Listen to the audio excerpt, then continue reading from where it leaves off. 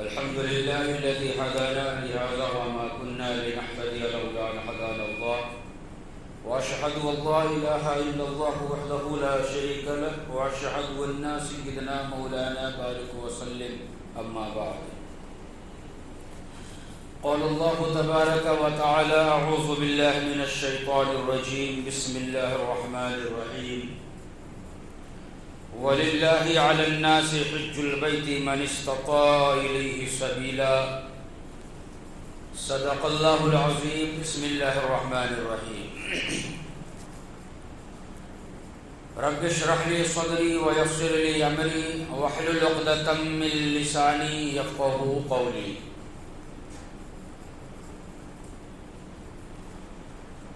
ایک بار درود شریف پڑھ لیجیے اللہم صلی علی محمد وعلی آل محمد کما صلیت علی ابراہیم وعلی آل ابراہیم انک حمید مجید اللہم بارک علی محمد وعلی آل محمد کما بارکت علی ابراہیم وعلی آل ابراہیم انک حمید مجید۔ محترم بزرگوں، دوستوں اور عزیز ساتھیوں، اللہ تبارک و تعالیٰ کا لاکھاں شکر و احسان ہے کہ اللہ تبارک و تعالیٰ نے ہم سبوں کو جمعہ کا مبارک دن عطا فرمایا اور جمعہ کی نماز ادا کرنے سے پہلے چند باتیں قرآن و حدیث کی روشنی میں سننے اور سنانے کا موقع عطا فرمایا۔ میرے دوستو، اسلامی کیلنڈر کے اعتبار سے یہ ذی القعدہ کا مہینہ چل رہا ہے اور آج اس مہینے کا یہ دوسرا جمعہ ہے۔ ابھی میں نے خطبے میں جو قرآن کریم کی آیت تلاوت کی، اس آیت میں اللہ تبارک و تعالی حج کے تعلق سے بیان فرما رہا ہے کہ حج کن لوگوں کے اوپر فرض ہے۔ تو میرے دوستو، انشاءاللہ آج کے جمعہ میں آپ تمامی حضرات کے سامنے حج کی فرضیت، حج کن لوگوں پہ فرض ہے، حج کی فضیلت کیا ہے، اور ساتھ ہی جو لوگ استطاعت کے باوجود حج نہیں کرتے ان کی وعید احادیث کے اندر آقا صلی اللہ علیہ وسلم نے کیا بیان فرمائی ہے، ان چیزوں کے اوپر انشاءاللہ گفتگو کروں گا۔ اللہ تبارک و تعالیٰ سے دعا ہے کہ اللہ ہمیں قرآن و حدیث کی روشنی میں صحیح کہنے کی توفیق عطا فرمائے، اور جو بھی باتیں کہی جائیں ان تمام باتوں کے اوپر ہم سبوں کو عمل کرنے کی بھی توفیق عطا فرمائے۔ اور ساتھ ہی اللہ تبارک و تعالیٰ سے میری یہ بھی دعا ہے کہ اللہ تبارک و تعالیٰ ہم تمام مسلمانوں کو، ہم تمام سامعین کو حج اور عمرہ کرنے کی توفیق عطا فرمائے، اس سلسلے کی ہر رکاوٹوں کو اللہ تبارک و تعالیٰ دور فرمائے۔ اپنی زندگی میں کم سے کم 1 سے 2 بار بیت اللہ کا نزدیک سے دیدار کرنے کی توفیق عطا فرمائے، اور روضہ اقدس پہ پہنچ کر کے بنفس نفیس سلام پیش کرنے کی بھی ہم سبوں کو توفیق عطا فرمائے۔ بھائی آمین تو کہہ لیجیے، آمین ثم آمین۔ تو میرے دوستو، ابھی جو میں نے آیت تلاوت کی ہے، اس آیت میں اللہ تبارک و تعالیٰ نے حج کی فرضیت کو بیان فرمایا ہے۔ یہ ارشاد فرمایا کہ اللہ تبارک و تعالیٰ نے ہر ان مسلمانوں کے لیے حج کو فرض قرار دیا ہے جو استطاعت رکھتا ہو۔ پھر اس کے بعد میرے دوستو، حدیث کے اندر ترمذی کی یہ روایت ہے، حضرت عبداللہ ابن عمر رضی اللہ تعالیٰ عنہ اس حدیث کو بیان فرماتے ہیں کہ ایک شخص نے نبی کریم صلی اللہ علیہ وسلم سے پوچھا، سوال کیا کہ اے میرے پیارے حبیب محمد مصطفیٰ صلی اللہ علیہ وسلم، حج کن چیزوں سے فرض ہو جاتا ہے؟ تو آقا دو جہاں محمد مصطفیٰ صلی اللہ علیہ وسلم نے ارشاد فرمایا کہ حج سامان سفر اور اس کے بعد سواری کا انتظام، یہ دو چیزوں کے اوپر اگر مسلمان قادر ہو گیا تو پھر اس کے اوپر حج فرض ہو جاتا ہے۔ اب میرے دوستو، قرآن کریم کی یہ آیت جس میں استطاعت کے لفظ کو بیان فرمایا گیا ہے، اور حدیث کے اندر اللہ تبارک و تعالیٰ نے دوران سفر سامان اور سواری کا انتظام، ان چیزوں کو بیان فرمایا ہے۔ اب ان حدیث اور آیت کو فقہائے کرام نے بیان فرمایا اس سلسلے میں کہ حج اس آزاد مسلمان عاقل و بالغ کے اوپر فرض ہوتا ہے جن کے پاس اتنا پیسہ ہو، اتنا مال و دولت ہو کہ آنے جانے کا ٹکٹ کا کرایہ، سواری کا انتظام کر سکے، یا وہ اپنی سواری ہو یا پھر کرائے کی سواری ہو، اس کا انتظام ہو سکے۔ پھر اس کے بعد جتنے دن کا یہ سفر ہے اتنے دن مکہ کے اندر ٹھہرنے کا انتظام، پھر اس دوران میں ان کے کھانے کا انتظام، ان چیزوں کے انتظام کے ساتھ ساتھ جس کو اس نے اپنے گھر میں اپنے فیملی کے لوگوں کو چھوڑا ہے، جس کی سرپرستی اس کے ذمہ ہے، ان کی غیر موجودگی میں اتنے دن کے کھانے اور پینے اور رہنے کا انتظام اگر یہ شخص کر سکتا ہے تو پھر ایسے مسلمان عاقل و بالغ اور آزاد کے اوپر حج فرض ہو جاتا ہے۔ اس کو کہتے ہیں صاحب استطاعت۔ اب ایسی صورت میں ہم اور آپ اپنے گریبان میں جھانک کر کے ہم دیکھ سکتے ہیں کہ ہم میں سے اب کون شخص صاحب استطاعت ہے جس کے اوپر اللہ تبارک و تعالیٰ نے حج کو فرض قرار دیا ہے۔ تو میرے دوستو یاد رکھیے، حج انسان کے اوپر جو فرض ہوتا ہے مسلمان کے اوپر، وہ زندگی میں صرف ایک بار فرض ہوتا ہے۔ حج کے علاوہ جو دوسری عبادات ہیں، مثال کے طور پر نماز ہے، نماز جب انسان بالغ ہو گیا اور ان کے اوپر ایک بار جب فرض ہو گیا تو جب تک اس کی سانس چل رہی ہے اس دنیا کے اندر اور وہ نماز پڑھنے کے اوپر قادر ہے، تب تک اس کے اوپر نماز فرض رہے گا جب تک وہ عقل و ہوش کو سنبھالے ہوا ہے۔ اسی طریقہ پر روزہ ہے، جب انسان عاقل و بالغ ہے، روزہ اس کے اوپر فرض ہو گیا تو اب ایسی صورت میں ہر سال رمضان کے مہینہ میں ایسے مسلمان کے اوپر روزہ فرض ہو جایا کرتا ہے۔ لیکن میرے دوستو، زکوٰۃ کا بھی اسی طریقہ پر مسئلہ ہے کہ سال میں ایک بار ہر صاحب نصاب کے اوپر زکوٰۃ فرض ہوتی ہے۔ جب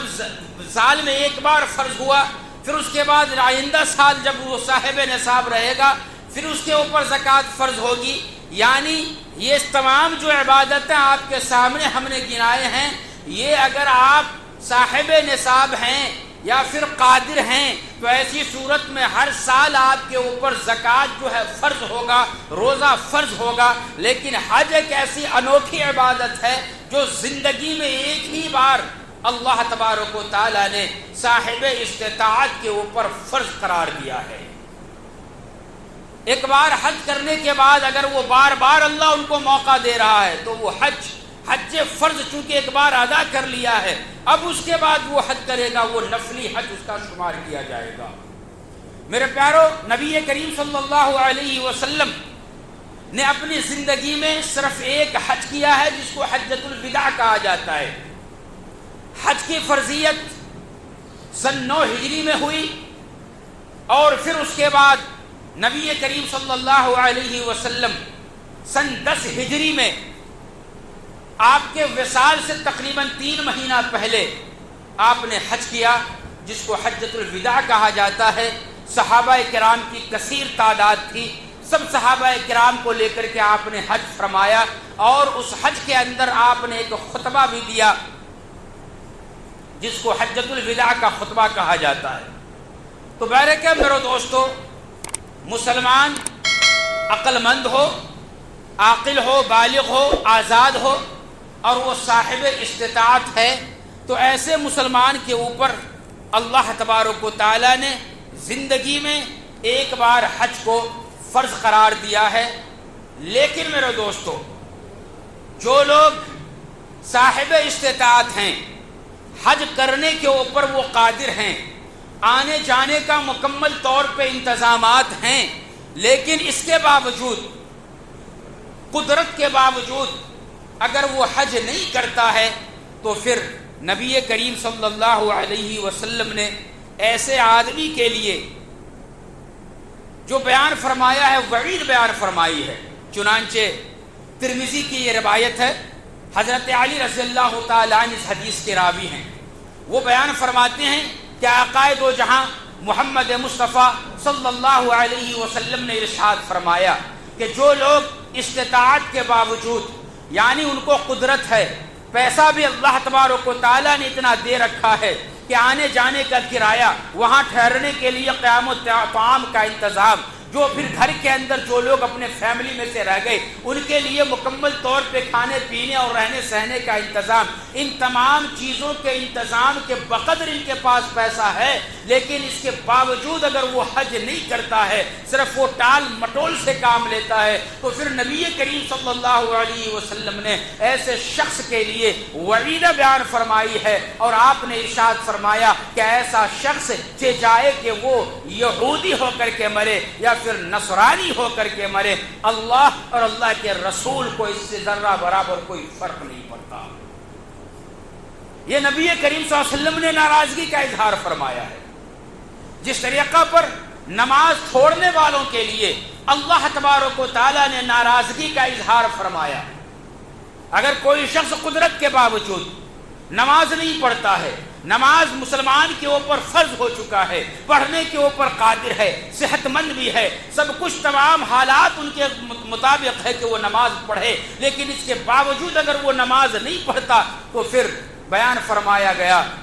کہ تم نماز ادا کرو اور مشرکین میں سے مت ہو جاؤ۔ نماز جب تمہارے اوپر فرض ہے تو تم ادا کرو، اگر تم نماز ادا نہیں کرتے ہو تو یہ مشرکانہ عمل ہے۔ مشرکین نماز نہیں پڑھا کرتے، وہی عمل تم بھی کرتے ہو، تو جس طریقہ پر مشرکین کو گناہ ملتا ہے، ایسے ہی نماز فرض ہونے کے بعد جو لوگ نماز نہیں پڑھتے، اللہ تبارک و تعالیٰ اس کو اسی طریقہ پر گناہ عطا فرماتا ہے۔ اب یہاں پہ سوال پیدا ہوتا ہے کہ نماز چھوڑنے والوں کو مثال مشرکین کے ساتھ دی گئی اور حج نہ کرنے والوں کی مثال یہود اور عیسائی سے دی گئی ہے، آخر اس کی وجہ کیا ہے؟ علماء کرام نے وجہ بیان فرمائی کہ آقا صلی اللہ علیہ وسلم کے دور میں جو لوگ یہودی یا پھر عیسائی تھے وہ لوگ حج نہیں کرتے تھے، اور جو لوگ مشرکین تھے نبی کریم صلی اللہ علیہ وسلم کے دور میں وہ حج تو کرتے تھے لیکن وہ نمازیں نہیں پڑھا کرتے تھے۔ اس لیے نبی کریم صلی اللہ علیہ وسلم نے حج نہ کرنے والوں کی مثال یہودی اور عیسائی کی طرف دے دیا کہ جس طریقہ پر وہ لوگ کیا کہتے ہیں یہودی اور عیسائی حج نہیں کرتے ہیں، اسی طریقہ سے اگر جو مسلمان استطاعت کے باوجود حج نہیں کرتا ہے ان کا انجام یہودیوں کے ساتھ ہوگا یا پھر عیسائیوں کے ساتھ ہوگا، اور اسی طریقہ پر جو کوئی قدرت کے باوجود نمازیں نہیں پڑھتا ہے اس کا انجام مشرکین کے ساتھ ہوگا۔ اللہ ہم سبوں کی حفاظت فرمائے، اور جن کو بھی اللہ تبارک و تعالیٰ نے صاحب استطاعت بنایا ہے اللہ ان سبوں کو حج کی توفیق عطا فرمائے، عمرہ کرنے کی توفیق عطا فرمائے۔ میرے دوستو، زندگی میں کم سے کم ایک بار تو ہماری یہ خواہش ضرور ہونی چاہیے کہ ہم نزدیک سے بیت اللہ کو دیکھیں، جس بیت اللہ کے سمت ہم کر کے ہم نماز 5 وقت کی پڑھتے ہیں، اور جب نماز سے پہلے جب ہم نیت کرتے ہیں کہ میرا رخ کعبہ شریف کے طرف جس کعبے کی طرف ہم رخ کر کے اور نماز میں نیت ہم اس طرف کرتے ہیں، کیا ہمارے دل کے اندر یہ چاہت نہیں ہے، یہ خواہش نہیں ہے کہ ہم اس بیت اللہ کو جا کر کے دیکھیں، ہم قریب سے دیکھیں، اس کے غلاف کو ہم پکڑ کر کے چمٹ جائیں، دیوار کے اوپر اپنے ہاتھ کو رکھ کر کے اللہ تبارک و تعالیٰ سے رو رو کر کے دعائیں کریں؟ بیت اللہ کے کونے میں جو حجر اسود لگا ہوا ہے، کیا ہماری اور آپ کی یہ خواہش نہیں دل میں پیدا ہوتی کہ ہم حجر اسود کو جا کر کے چھوئیں، اس سے چمٹیں اور اس سے اپنے گناہوں کی معافی ان کو چھو کر کے اب جو ہے کروا لیں؟ ہمارے دلوں کے اندر یہ خواہش ضرور ہونی چاہیے۔ جب ہمارے دل میں یہ چاہت ہوگی، اور یاد رکھیے جن کے دل کے اندر جتنی چاہت ہوگی بیت اللہ کو دیکھنے کا، جتنی چاہت ہوگی نبی کریم صلی اللہ علیہ وسلم کے روضہ اقدس کو دیکھنے کا، اتنا ہی جلد سے جلد اللہ تبارک و تعالیٰ ایسے لوگوں کو اپنے گھر کا دیدار کراتے ہیں، اپنے بیت اللہ کا دیدار کراتے ہیں، اور اپنے آقا صلی اللہ علیہ وسلم کے روضہ اقدس کے اوپر حاضری دے کر کے بنفس نفیس سلام پیش کرنے کا موقع عطا فرماتے ہیں۔ ورنہ تو میرے دوستو، اگر دل میں چاہت نہ ہو، ہم لوگ یہ سوچتے ہیں کہ بھائی چاہت کر کے کیا کریں گے، ہمارے پاس تو جانے کے لیے پیسہ ہی نہیں ہے۔ میرے دوستو، پیسہ اللہ تبارک و تعالیٰ انتظام کرنے والا ہے۔ ہم نے کئی ایسے لوگوں کو دیکھا ہے جن کے پاس کچھ بھی نہیں تھا، لیکن دل میں چاہت تھی تو اللہ تبارک و تعالیٰ نے انتظامات فرمائے اور بلا لیا۔ اور کئی ایسے لوگوں بھی ہمارے سامنے، آپ سبوں کے سامنے موجود ہیں،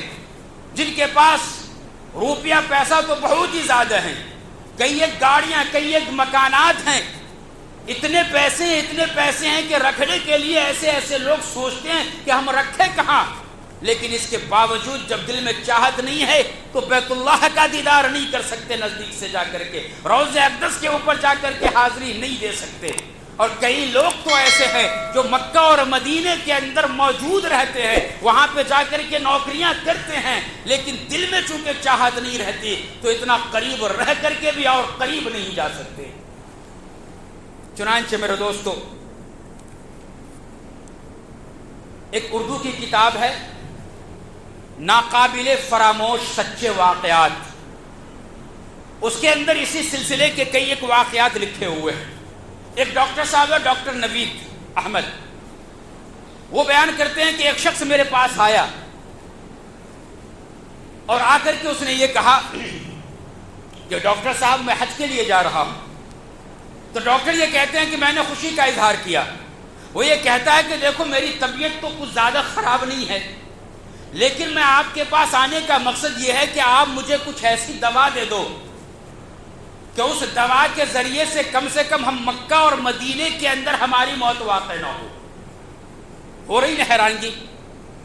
ڈاکٹر صاحب نے یہ کہا کہ بھائی آپ کیسے آدمی ہو، مکہ اور مدینہ کے اندر تو آدمی مرنے کی خواہش کرتا ہے کہ مکے کے اندر موت ہو تو وہاں کے قبرستان میں ہم دفن کر دیے جائیں، مدینے کے اندر ہماری موت ہو تو جنت البقیع جیسا مقام دفن کے لیے ہمیں مل جائے، آخری مقام ہمارا وہ ہو جائے۔ لیکن آپ ہو کہ یہ کہہ رہے ہو کہ ایسی دوا ہمیں دے دو کہ مکہ اور مدینے میں ہماری موت نہ ہو۔ تو ڈاکٹر صاحب آگے لکھتے ہیں اس کتاب کے اندر کہ میں نے اسے کچھ دوائیں طبیعت صحیح رہنے کے لیے دے دی۔ موت و حیات کی دوا تو کوئی ہے نہیں، مارنا چاہے تو زہر دے کر کے مار تو سکتا ہے، لیکن وہ بھی جب موت کا دن متعین ہوگا وہی دن وہ مرے گا، لیکن زندہ رہنے کے لیے تو آج تک کوئی دوا کسی نے بنایا نہیں اور قیامت تک کوئی بنا بھی نہیں سکتا۔ میں نے اسے کچھ بیماریوں سے بچنے کی دوائیں دے دی، وہ چلا گیا۔ رب کائنات کی قسم ہے، چونکہ اس آدمی کے دل میں بیت اللہ کے قریب جا کر کے اس کا دیدار کرنا اور روضہ اقدس تک پہنچنے کی ان کے دل میں تمنا اور چاہت نہیں تھی۔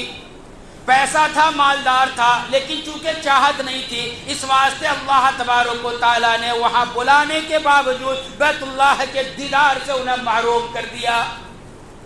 جب وہ پہنچا حالت احرام میں ہے، جب بیت اللہ کے قریب وہ پہنچنا چاہا تو ایسی صورت میں اس کے بدن کے اوپر کپ کپی طاری ہو گئی، ہاتھ اور پاؤں بالکل مکمل طور پہ کانپنے لگ گیا، اور کانپنے کے ساتھ ساتھ اس کے بدن کے اندر وہ طاقت باقی نہیں رہی کہ وہ اپنے قدم کو بڑھا سکے۔ طبیعت خراب ہونے لگ گئی، تو ایسی صورت میں فوراً ان کے رشتہ دار جدہ ایئرپورٹ پہ لے کر کے آئے، اور وہاں ٹکٹ کرانے کے بعد فوراً اپنے گھر کو وہ آ گیا۔ اسی ڈاکٹر صاحب سے اتفاقاً اسی درمیان میں ملاقات ہوئی، پوچھا کہ بھائی تو آپ تو حج کے لیے گئے تھے، آخر کیا ہوا، واپس کیوں آ گئے؟ تو وہ کہتا ہے کہ جب میں بیت اللہ کے قریب پہنچا، دیدار کرنے والا تھا کہ فوراً ہمارے ہاتھ پاؤں کانپنے لگ گیا، میرے بدن میں طاقت نہ رہی کہ میں آگے چلا جاؤں، میرے دل کے اوپر ایک خوف اور طاری ہو گیا، ڈر پیدا ہو گیا کہ کہیں ہماری روح قبض نہ ہو جائے، کہیں میں مر نہ جاؤں۔ مرنے کے ڈر سے میں وہاں سے فوراً بھاگ کر کے اپنے گھر میں آ گیا، آئندہ سال زندگی رہی تو جاؤں گا۔ میرے دوستو، ڈاکٹر نوید آگے یہ لکھتے ہیں سن کے اس کا اسی سال دوسرے سال حج کے آنے سے پہلے ان کا انتقال ہو گیا۔ تو میرے دوستو کیا پتہ چلا؟ دل میں اگر آپ کے چاہت ہے تو چاہت اگر ہے تو اللہ تبارک و تعالیٰ پیسہ نہ ہونے کے باوجود بلا لیتا ہے، اگر دل میں چاہت نہیں ہے تو ایسی صورت میں پہنچنے کے بعد بھی دیدار سے روک دیتا ہے۔ اسی کتاب کے اندر لکھنے والے نے یہ لکھا ہے ناقابل فراموش سچے واقعات کے اندر کہ ایک صاحب تقریباً 80 سال کی عمر ہے، ان کی طبیعت خراب ہوئی، اسی ڈاکٹر کے پاس ان کا علاج چل رہا تھا، بہترین ڈاکٹر تھا، علاج کر رہا تھا، اس کا بیٹا سعودی عرب میں رہتا تھا۔ جب باپ اچھا ہو گیا اور خدمت کے باوجود، علاج کے باوجود موت متعین ہے، انتقال ہو گیا، بیٹے نے چاہا کہ خدمت باپ کی ڈاکٹر نے کی ہے، لہٰذا فون پہ کانٹیکٹ کیا، کہا کہ ڈاکٹر صاحب آپ کے بارے میں مجھے معلوم ہے، فلاں صاحب جن کا علاج آپ نے کیا تھا، میں ان کا بیٹا سعودی میں رہتا ہوں، میں وہاں سے بات کر رہا ہوں، میں آپ کی خدمت سے خوش ہوں، آپ اپنے لیے اگر گفٹ کے طور پہ کچھ بھی منگوانا ہے تو آپ مجھے صرف حکم دو، میں آپ کے لیے جو بھی آپ حکم دیں گے، جو بھی آرڈر کریں گے، میں گفٹ میں آپ کو وہ بھیجوں گا۔ تو ڈاکٹر صاحب یہ کہتے ہیں کہ آپ کہاں رہتے ہو؟ کہا کہ میں مکے میں رہتا ہوں۔ کہا کہ میرا 2 کام آپ کر دو۔ کہا کہ کام کیا ہے؟ کہا کہ پہلا کام یہ ہے کہ جب آپ بیت اللہ کے قریب جانا، اس کے اوپر جب آپ کی پہلی نظر پڑے تو میرے واسطے دعا کرنا کہ یا اللہ، میرا نام لے کر کے کہ انہیں بیت اللہ کی دیدار کی توفیق عطا فرما دے۔ اور دوسرا کام یہ ہے کہ جب آپ مدینہ جانا، روضہ اقدس پہ جانا، تو میرا نام لے کر کے میرا سلام وہاں پہ پیش کر دینا۔ وہ نوجوان یہ کہتا ہے، وہ بیٹا وہ کہتا ہے کہ میں یہ 2 کام آپ کا نہیں کر سکتا۔ کہا کہ بھائی کیوں نہیں کر سکتے؟ کہا کہ میں بہت ہی زیادہ یہاں پہ مصروف رہتا ہوں۔ ڈاکٹر صاحب نے پوچھا کہ کتنے سال سے آپ ہو؟ کہا کہ میں 32 سال سے یہاں پہ رہ رہا ہوں۔ کبھی آپ بیت اللہ کے نزدیک گئے، وہاں پہ جا کر کے نمازیں پڑھی، طواف کیا، عمرہ کیا؟ کہا کہ میں بہت زیادہ مصروف رہتا ہوں، میں وہاں تک آج تک گیا ہی نہیں۔ اللہ حفاظت فرمائے۔ بھلا بتلائیے میرے دوستو، 32 سال سے ایک شخص جو مکہ کے اندر رہ رہا ہے، بیت اللہ کے اندر وہاں نزدیک سے دیکھنے کی اسے توفیق نہیں ہوئی۔ کیوں نہیں ہوئی؟ دل کے اندر چاہت نہیں تھی کہ ہم یہاں تک آ گئے، ذرا اور کچھ قدم بڑھ جاتے ہیں، طواف کر لیتے ہیں، بیت اللہ کو چھو لیتے ہیں، حضرت اسود کو ہم بوسہ جا کر کے دے دیتے ہیں۔ کبھی یہ خواہش نہیں ہوئی، نہیں ہونے کی وجہ سے اس قریب تر رہنے کے باوجود دیدار نہیں کر سکا۔ ایک کتاب ہے خطبات فقیر، جس کے اندر ایک واقعہ لکھا گیا ہے، اسی طرز کا واقعہ ہے میرے دوستو۔ لکھنے والے نے لکھا ہے کہ ایک خاندان عمرہ کرنے کے لیے گیا، جب بیت اللہ کا طواف کر کے عمرہ مکمل کر کے جب وہ اپنے روم کی طرف آ رہا تھا، ہوٹل کے روم میں، تو اس نے یہ سوچا کہ کیوں نہ ہم زیارت کے لیے نکلیں۔ چنانچہ ایک ٹیکسی والے سے اس نے بات کی کہ بھائی مجھے زیارت پہ جانا ہے، آپ مجھے لے کر کے چلو۔ چنانچہ ٹیکسی میں پورا فیملی بیٹھ گیا، زیارت کے لیے نکلا۔ زیارتیں ہو رہی ہے تو ٹیکسی والے سے، ان افراد میں سے، ایک خاندان میں سے ایک آدمی نے پوچھا کہ بھائی آپ تو بڑے خوش قسمت انسان ہو، خوش قسمت انسان ہو، کتنے مبارک جگہ پہ آپ ڈیوٹی کر رہے ہو، آپ تو بیت اللہ کے اندر نماز پڑھتے ہوں گے اور ہر نماز کا بدلہ 1,00,000 نمازوں کے حساب سے آپ لے رہے ہوں گے، بڑے خوش قسمت ہیں آپ لوگ جو یہاں ڈیوٹی انجام دیتے ہو۔ تو وہ ڈرائیور یہ کہنے لگا ٹیکسی کا کہ بھائی بات تو آپ کی صحیح ہے، لیکن میں اتنا مصروف رہتا ہوں کہ میں آج تک قریب گیا ہی نہیں۔ تو فیملی میں سے کسی نے پوچھا کہ کیا آپ نے عمرہ بھی نہیں کیا؟ طواف بھی نہیں کیا، کہا کہ نہیں میں بہت مصروف رہتا ہوں، وہاں تک پہنچا ہی نہیں۔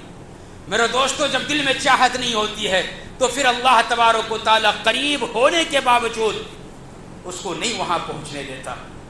اس کو وہاں پہنچنے نہیں دیتا۔ مکافات العمل ایک کتاب ہے، اس کے اندر اسی طرز کا میرے دوستو ایک واقعہ لکھا ہوا ہے۔ ایک بیٹا ہے نوجوان جو امریکہ کے اندر رہتا ہے، اس نے اپنی والدہ کے لیے عمرے کا ٹکٹ بھیجا، کہا کہ وہ اپنے بھائی کے پاس پیسہ بھیجا کہ بھائی آپ بھی عمرہ کر لو، پھر اس کے بعد ماں کو بھی اپنے ساتھ میں لے جاؤ اور جا کر کے وہاں عمرہ کراؤ۔ لیکن بھائی جو تھا ذرا متکبرانہ انداز کا تھا، ارے کون جاتا ہے مکہ، نعوذ باللہ من ذالک، کون جاتا ہے مدینہ کے سفر پہ، کون اپنا وقت اس طریقہ پر نعوذ باللہ برباد کرے۔ لیکن چونکہ بھائی نے پیسہ بھیجا ہے، ماں کو ساتھ میں لے کر کے جانا ہے، لہٰذا میں جاؤں گا، وہاں پہ جا کر کے میں کچھ اپنا کام تجارت کر لوں گا، کچھ پیسے ہمارے بن جائیں گے۔ چنانچہ وہ اپنی ماں کے ساتھ احرام کا کپڑا لیا، باندھا اپنے بدن کے اوپر، ٹکٹ تیار ہے، فلائٹ کے اندر بھیجا، جدہ ایئرپورٹ کے اوپر اترا۔ جو ہی وہ باہر آنے لگا تو پاؤں کے اوپر کپ کپی تاری ہوئی، بدن اس طریقہ پر کمزور ہوا کہ ایک قدم بھی وہ آگے نہیں بڑھا سکتا تھا،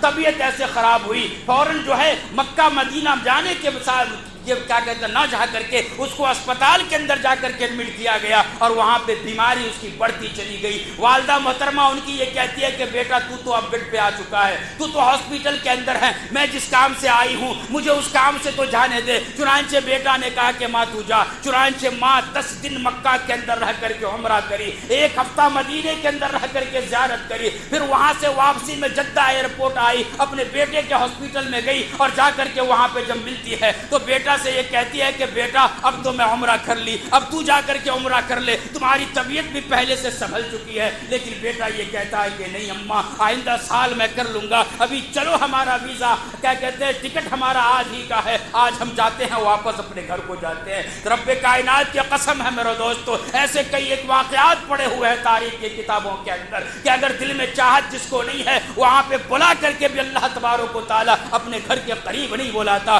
لیکن کچھ لوگ ایسے بھی ہیں جو دل کے اندر چاہت ہے، تڑپ ہے، تو ایسی صورت میں اللہ تبارک و تعالیٰ اسے بار بار حاضری کا موقع عطا فرماتا ہے۔ چنانچہ اسی سلسلے میں میرے دوستو حضرت سفیان ابن عیینہ رحمت اللہ علیہ ان کے تعلق سے بیان کیا جاتا ہے کہ آپ نے اپنی زندگی میں 70 بار حج کیا، 70 بار حج کیا، اور میدان عرفات میں ٹھہر کر کے ہر سال یہ اللہ سے دعا کرتا تھا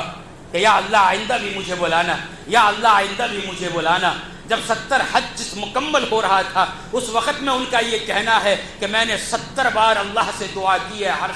ہر سال اللہ نے مجھے بلایا ہے، میری دعا یہاں پہ قبول ہوئی ہے، لیکن اب 70 حج الحمدللہ مکمل ہوا، اب مجھے شرم و حیا آتی ہے کہ پھر سے میں آئندہ سال کے لیے دعا کروں۔ میرے دوستو جب اس کے بعد واپس آئے تو ایسی صورت میں اسی سال ان کا انتقال ہو گیا۔ یہ چاہت تھی، تڑپ تھی بیت اللہ سے ملنے اور اس سے محبت تھی، اس واسطے اللہ بار بار ان کو بلاتا رہا۔ یمن کا ایک واقعہ ایک اشتہار کے اندر چھپا، بیان کیا گیا کہ 121 سال کا ایک بوڑھا آدمی حج کرنے کے لیے آیا۔ جب یہ بات معلوم ہوئی وہاں کی میڈیا کو سعودی عرب کے، تو آگے انٹرویو لینے کے لیے کہ 121 سال کا آدمی حج کرنے کے لیے آیا ہے، اس سے انٹرویو لے رہا ہے کہ آپ کی یہ کون سا حج ہے، آپ نے سب سے پہلے حج کب کیا تھا؟ تو وہ شخص یہ کہتا ہے کہ جب میری عمر 21 سال کی تھی میں نے اس وقت میں اپنی زندگی کا پہلا حج کیا تھا، آج میں 121 سال کا ہوں، الحمدللہ آج میرا یہ 100واں حج ہے، الحمدللہ آج یہ میرا 100واں حج ہے، 100 حج ہم نے مکمل آج کیے ہیں۔ تو جب دل میں تڑپ ہو، دل میں چاہت ہو تو اللہ تبارک و تعالیٰ بغیر پیسے کے بھی وہاں پہ بلا لیتا ہے۔ لہٰذا میرے بھائیوں، جو بھی صاحب استطاعت ہیں ان کے اوپر حج فرض ہیں، انہیں تو جانا ہی چاہیے، لیکن جو لوگ ہم میں سے غریب ہیں، جو یہ چاہتے ہیں کہ میرے پاس پیسہ نہیں ہے تو میں کیسا جاؤں، وہ دعا تو کر سکتے ہیں، نمازوں میں دعا کیجئے، ہر وقت جب بھی موقع ملے تو آپ دعا کیجئے کہ یا اللہ زندگی میں کم سے کم ایک دفعہ بیت اللہ کو قریب سے دیکھنے کا موقع عطا فرما دے، بیت اللہ کے پردے کو پکڑنے کی توفیق عطا فرما دے، حتیم میں ٹھہر کر کے نماز پڑھنے کی توفیق عطا فرما دے۔ دعا کر رہا ہوں بھائی، آمین کہہ لو، یہ دعا ہمیں کرنی ہے۔ حجر اسود سے چمٹنے کی توفیق عطا فرما دے اور مدینہ پہنچنے کی توفیق عطا فرما دے، روضہ اقدس پہ بوقت نفیس وہاں پہنچ کر کے خود سلام پیش کرنے کی توفیق عطا فرما دے۔ یہ دعا جب ہم اور آپ کریں گے انفرادی طور پہ اپنے اپنے لیے، تو ایسی صورت میں میرے دوستو اللہ تبارک و تعالیٰ ضرور موقع عطا فرمائے گا، ضرور اللہ تبارک و تعالیٰ میرے دوستو بلائے گا۔ لہٰذا ہمیں چاہیے کہ ہم اللہ تبارک و تعالیٰ سے ہمہ وقت دعا گو رہیں، اللہ ہم سبوں کو وہاں پہنچائے، وہاں بلائے۔ اس لیے کہ میرے دوستو یاد رکھیے، جو نماز آپ اپنے گھر میں پڑھو گے تو ایک نماز کا ثواب ملے گا، وہی نماز اپنے محلے کی مسجد میں پڑھو گے 25 نماز کا ثواب ملے گا، وہی نماز آپ محلے کی جامع مسجد میں پڑھو گے، جہاں آپ بیٹھے ہو آپ کے علاقے کی یہ جامع مسجد ہے، 500 نماز پڑھنے کے برابر ثواب ملے گا۔ وہی نماز آپ مسجد نبوی کے اندر جا کر کے مدینہ میں پڑھو گے تو 50,000 نمازوں کا ثواب ملے گا، اور وہی نماز آپ بیت اللہ کے قریب جا کر کے مسجد حرام میں پڑھو گے تو اللہ تبارک و تعالیٰ 1,00,000 نماز پڑھنے کا ثواب عطا فرمائے گا۔ اللہ ہم سبوں کو اس طرح کا ثواب لینے کی توفیق عطا فرمائے۔ وما علینا الا البلاغ۔